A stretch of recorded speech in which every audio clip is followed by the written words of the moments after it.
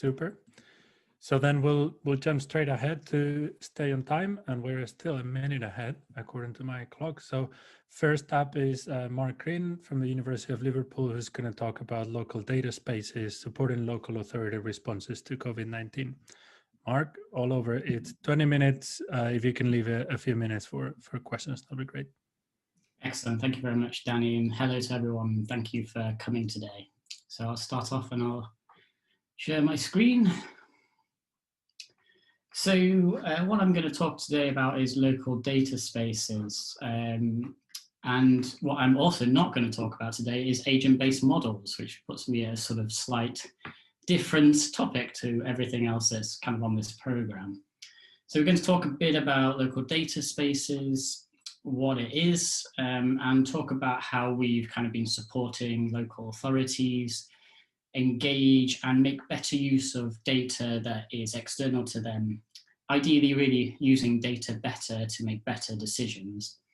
And I'll go through some of the key insights that's come out of our pilot.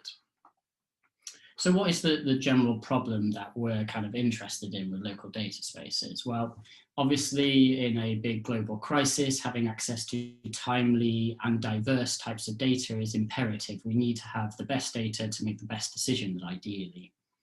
And there's been a wonderful range of data sharing going on that's being kind of accelerated, in particular impressive linkage of data and data systems that we just didn't have before the pandemic.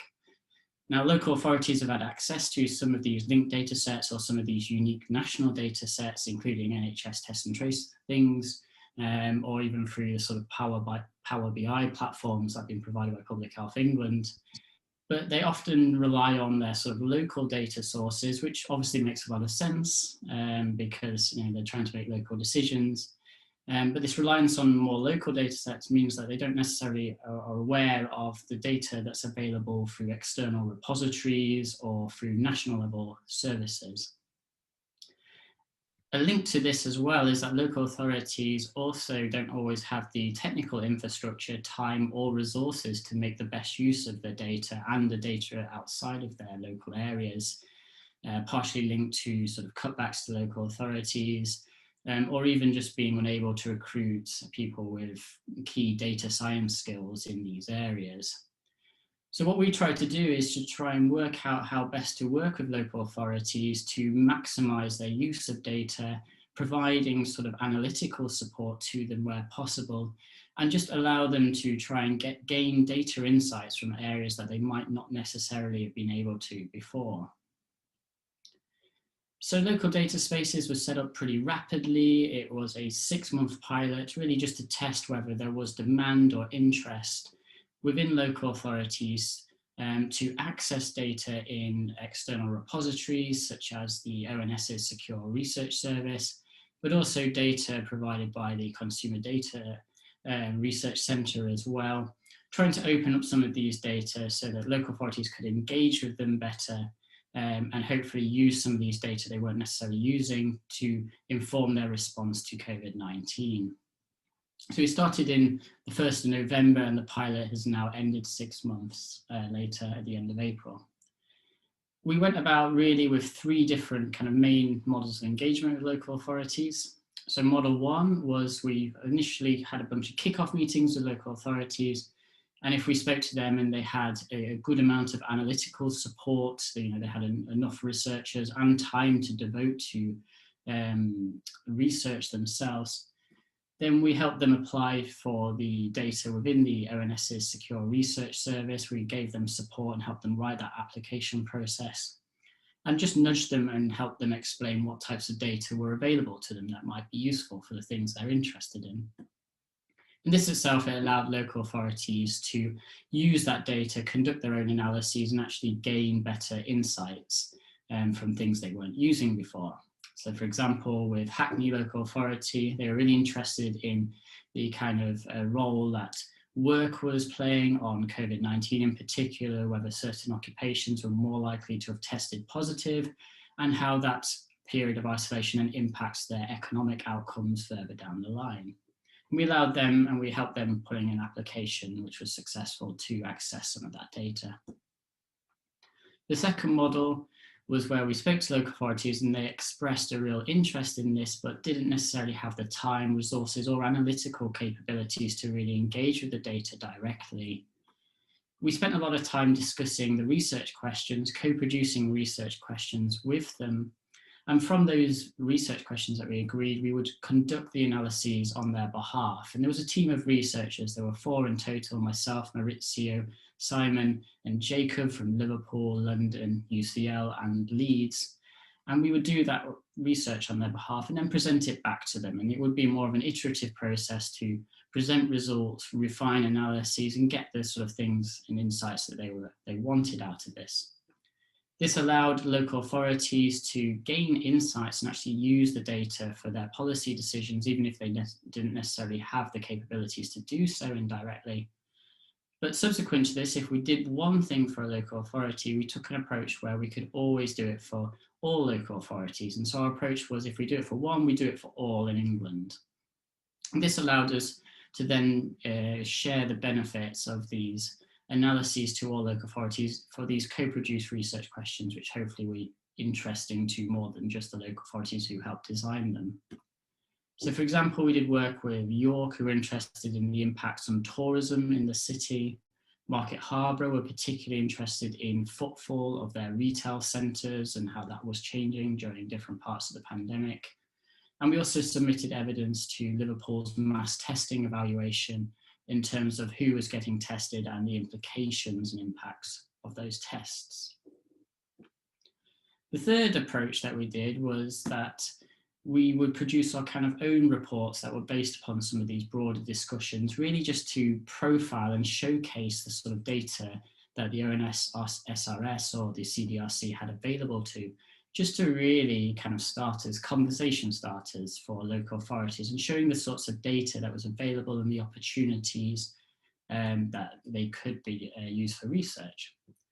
From that, we then shared these reports with local authorities, which allowed us to gain initial feedback and refine some of these reports even further, which then led to new reports and new data insights that could be shared pretty rapidly with all local authorities in England, allowing them to get some of these timely data insights available to them.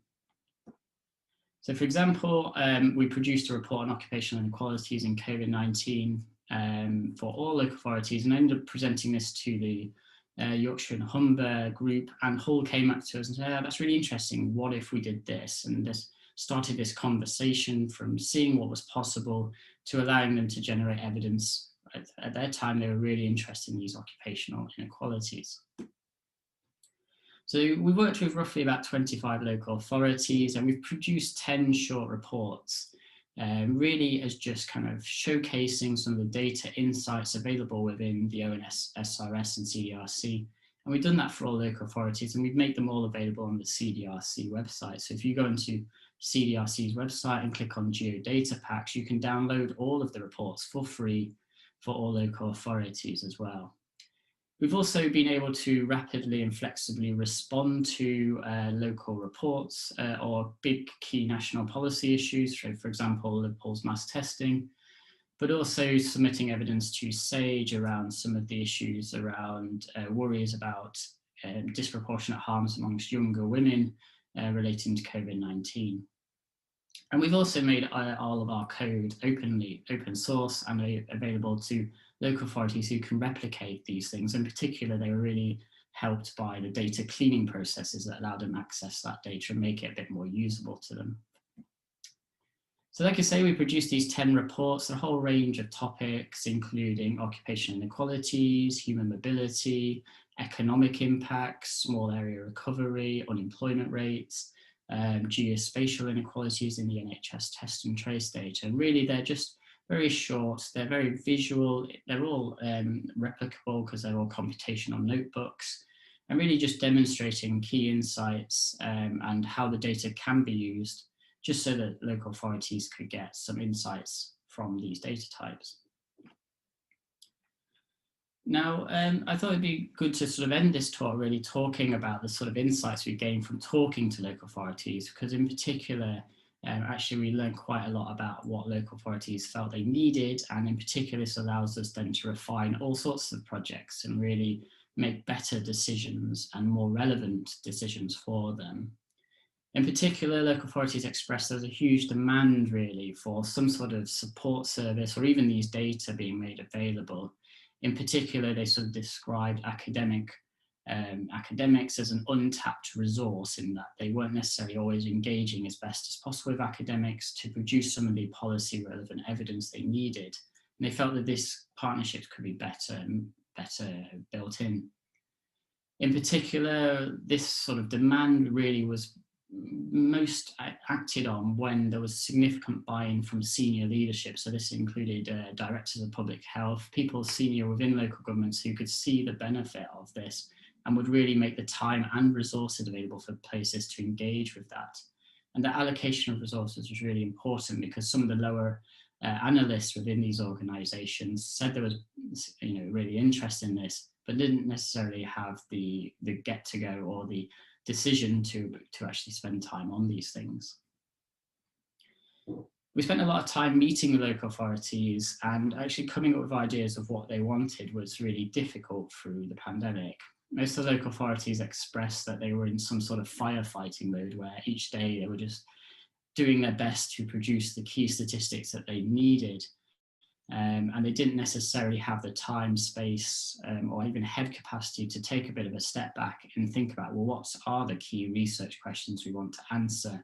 What are the key bits of evidence we need to generate? And what's going to be the next policy thing down the line? They were very much playing catch up constantly, partially because of the fast moving nature of the pandemic. And so we allowed at least some capacity to thinking around these things, but coming up with those questions was really difficult at first, and really was only enabled through sustained engagement and through meeting with people repeatedly. And indeed, sometimes it was that the local authorities said that, well, we just want anything, any data is going to be useful at this point. And it wasn't until we produced some of those reports and showed it to them that actually said, well, what about X or what about Y? And really it was about creating conversation starters that showed them what could be done, which really helped joke some of these ideas. In particular, I think what was really important was sort of the language barriers and how we talk to local authorities and how they talk back at us. And really, our side, probably a lack of understanding of how local government worked, in particular, local governments preferring fast, rapid information and not necessarily wanting it always to be robust. Whereas I guess academics, we think everything, what we wait till it's definitely certain, or we're building a lot of uncertainty into our estimates. These things weren't necessarily prioritised by local government. And indeed thinking around some of the kind of language barriers in trying to start off and saying, well, get rid of all the jargon, what do you mean by X, Y, and Z? And spending time just talking about, well, what do you mean by this? What are you thinking? Really helped us actually communicate. But like I say, there was a lot of support through trying to help local authorities gaining this, and indeed accounting for the range of skills available to the kind of local authorities, because some of them had brilliant teams that had, were used to using R, used to doing statistical analysis, and this varied to others who were much less confident in some of these things.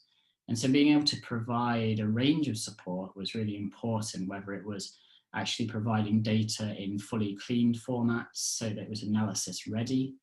Some of the local authorities wanted it raw, they wanted to clean the data themselves. Sometimes it was about producing documents that actually stepped local authorities through how to use and interpret documents, and indeed also what sort of decisions can be made from those documents was actually really useful. We also expressed need for synthetic data, actually just being provided data outside of these secure repositories, for being able to see what data is available and trying to scope out what is possible in that. And again, some of this kind of just providing examples, providing synthetic data was actually useful to showing them what was possible and jigging some of these ideas. I'd just like to touch upon also one limitation was that I think, within our university systems, we was kind of used to applying for these external repositories and having the kind of legal backup or the support for applying for things like organizational connectivity things, getting all of the kind of technical and legal resources to access some of these data was actually incredibly difficult for local authorities and really put people off, including the amount of time it was to put in applications, or finding time just to go to training.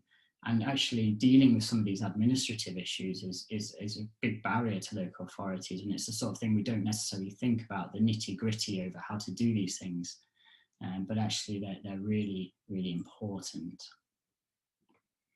So hopefully just about on time to give a bit of space for some questions. But in summary, having access to timely data, is really important. And actually by providing just a basic service, like I say, no agent-based models, but just providing a basic descriptive service or some regression analyses actually really did help open up some of the capability and research opportunities for local authorities. And including just sharing data, sharing some of the data that they weren't necessarily aware of, helped them make better decisions. So thank you very much for listening. I'm happy to take any questions now and or answer them in the Q&A part of the Zoom. Thank you very much. Great. Thanks very much, Mark. That was spot on the 15-minute mark. So that gives us 5 minutes for questions and comments from the audience, and please keep them coming. There's a couple of, let me see. There was a comment that just agrees with your point about academic support in general as an untapped resource. And then Mark Birkin followed up and said, yes, indeed, which prompts the question of how might we tap more effectively? I imagine it's a we, not a me. Mark, any thoughts about how we might sustain similar activities in the future?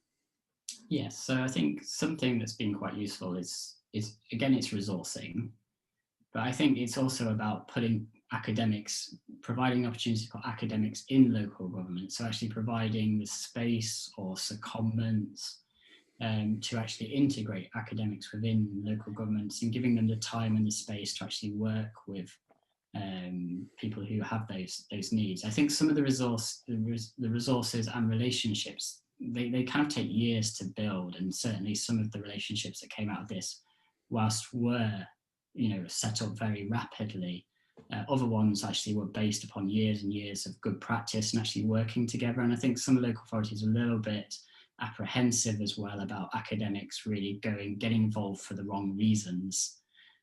So it's about how do we build up those resources, those relationships, and actually showing, that engaging this way, it's a two-way process, but engaging with academics is a good thing. So that's what my thoughts are on that matter. Great. Dominic Connor has another question. Sometimes when presenting results, I see politicians either under or over believing the results. Which did you find? I probably have to be careful what I say here. I think there is definitely a cultural difference in terms of how we've experienced policy being enacted, and certainly what a lot of local governments wanted. So they wanted essentially either a figure, a number, or a definitive result that said do X, or the impact has been this number. And I'm always been a bit apprehensive about that because, proving causality in relationships is really tricky. We're always taught to, not just provide point estimates, but some sort of measure of uncertainty on these things, and even just to play down the sort of direct relationships of these things. But for policymakers, that itself isn't particularly helpful. If you say, well, it could be this, or it could range from these two values, they say, well, actually, I need something more definitive to justify it. And without that hard evidence there, they find it much more difficult to make decisions. And it's how you then communicate that to local authorities and saying, well, maybe that isn't useful, but I guess I would be confident in saying this. And it's finding that middle ground between how I think the world works and how they think the world works. Super. And then just two very, very short questions to round up before we move on to the next speaker. Ed Galea is asking, how was the work funded? And then Jason Ward is asking whether the data catalogs dictionaries are in the public domain. Yes, so in terms of how the work was funded, the work was funded by the ESRC, who put in a kind of rapid funding request. They approached the CDRC for if there was any research capability, and 4 researchers from the CDRC team were made available for the 6 months secondment. So I guess the ESRC were really interested in how they can flexibly use their resources to respond to this issue that they think was really important, working with partners in ADR UK, the ONS, and the Joint Biosecurity Centre.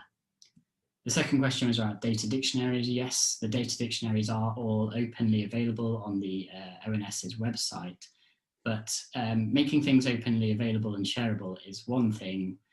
Making them usable and user-friendly is a different thing. And we certainly found it really tricky as researchers trying to engage and even work out what data was available on the SRS, let alone trying to then communicate that to local authorities, or even just, having them look at the catalogue. So, I think there's the one thing is opening up data, but what the other thing really is making it actually easy to use.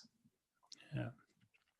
Excellent. So there's a couple more questions on the chat but I might let you have a look at them, Mark, and maybe follow up on the chat so everyone can benefit.